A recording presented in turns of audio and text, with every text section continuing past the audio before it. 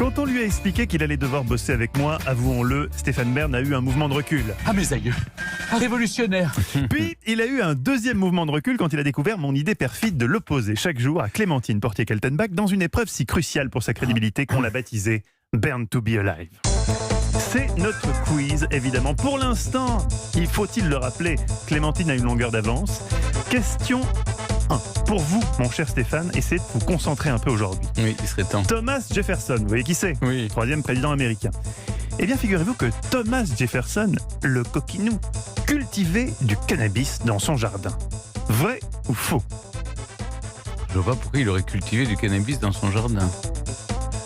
S'il y a un piège, si vous avez mis du cannabis pour me faire tomber, peut-être. Il avait du coton dans sa propriété de Virginie. Même quand il est venu en France, est-ce qu'il avait du cannabis ? Il n'aurait pas consommé du cannabis à Paris. Non, mais peut-être sans le savoir. Sous la Révolution. J'aime bien que vous partez vraiment très très loin. Ouais. Quelle est la réponse ? Non. C'est faux ? Oui. C'est faux. Vous avez raison, mais c'est plus intéressant que ça. Car George Washington, le premier président des États-Unis, lui, il cultivait du cannabis. Dans son journal, on apprend qu'il cultivait du chanvre pour stabiliser les sols, mais il est écrit aussi qu'il séparait les plantations mâles des plantations femelles, prouvant qu'il ne s'en servait pas que pour faire du tissu. Oh, oui, diffamation. Non, c'est trop tard, de toute façon, il y a prescription. Question 2. Donc j'ai le point. Il n'y a que ça qui l'intéresse. C'est fait pour apprendre ce quiz, Stéphane. Vous, je sais que vous êtes compétiteur dans l'âme, mais oui, vous avez le point. Vous voulez m'humilier. Je l'ai compris depuis le premier jour. Vous avez le point.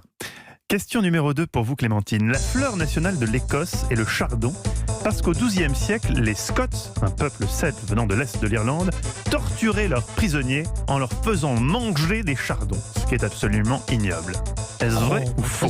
Spontanément, je ne connais pas la réponse, je dirais non, parce que ça me paraît tout à fait ahurissant. Les Écossais, quand vous voyez la façon dont meurt le malheureux dans Braveheart, là, le héros de l'indépendance, exactement, oui, Mel Gibson, absolument.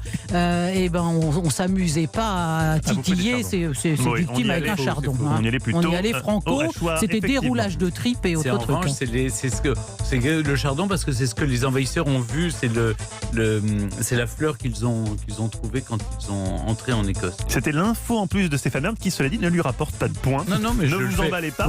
Ça n'est que justice. Pour ma copine le Clémentine. point va à Clémentine, effectivement, c'est faux. Par contre, la légende dit que des Scots s'étaient endormis dans un campement, que des ennemis voulaient attaquer, mais comme ils ont marché sur des chardons et crié, les Scots se sont réveillés et ont pu livrer une bataille victorieuse.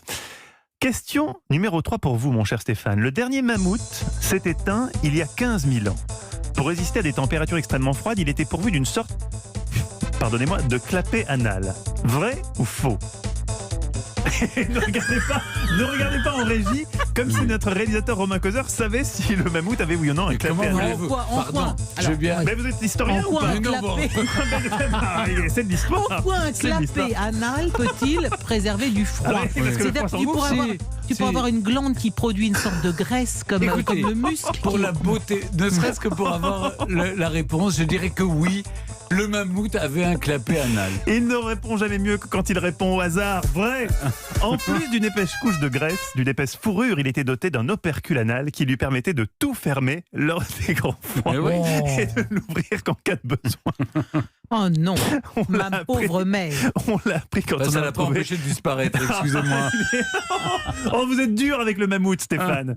Et oui, on l'a appris quand on a retrouvé un mammouth mâle entièrement congelé en 1901 Jarkov. En Ukraine. Ah, vous connaissez même son nom ? Jarkov, le mammouth du permafrost. Un Merci, point je peux avoir un supplémentaire bonus là. attribué à Clémentine. Un point, c'est comme ça, c'est moi qui fais le règlement. Bisquerage. On les insulte vol. Question numéro 4.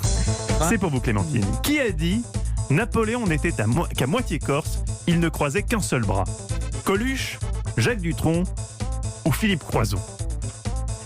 Je ne sais pas qui est Philippe Croizon, qu'il doit bien m'excuser. Il vous excuse, mais des bras, il n'en a plus beaucoup.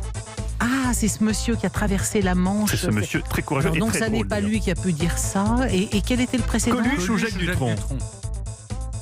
Oh, Jacques Dutronc.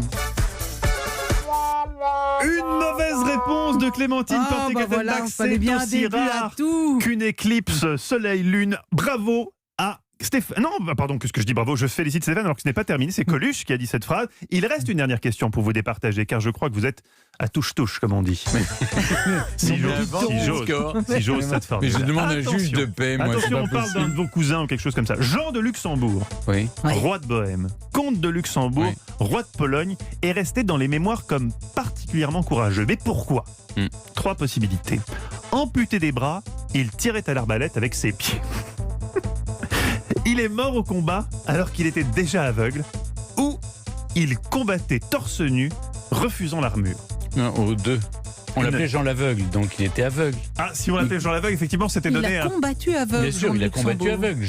Jean de Luxembourg était aveugle. Donc ça, c'est Il votre était à la réponse, bataille Stéphane. de- C'est- bien Là, on sûr. parle de votre famille, quand même. Ah oui, donc, bien sûr. Ah voilà, oui, c'est bah, certain. c'est ça. Je suis Tout certain ça, qu'il c'est était aveugle. c'est des étrangers de pas chez nous. Pas Comment chez ça nous, comme dirait AG Mais Canolix. il Moi, je était connais. contre le prince noir, et c'est là qu'il avait Mais c'est pas celui qui a kidnappé Jeanne d'Arc, non, Jean de Luxembourg?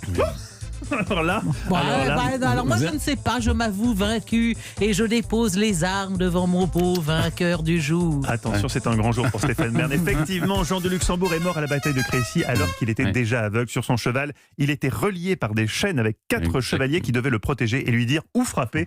Avec son épée, ça devait être pratique. Incroyable. On l'appelait effectivement Jean l'aveugle. Mais si je vous l'avais dit, ça vous aurait sans doute mis sur la voie. Mais il n'y a pas besoin de vous mettre sur la voie vu que vous aviez la réponse, mon cher Oh, Stéphane, qui bravo. remporte aujourd'hui pour la première non, fois. non, bravo. Et ce n'est pas trop tôt. Et ce n'est pas trop tôt. Le quiz du jour. Bravo Stéphane. Europe 1. À suivre.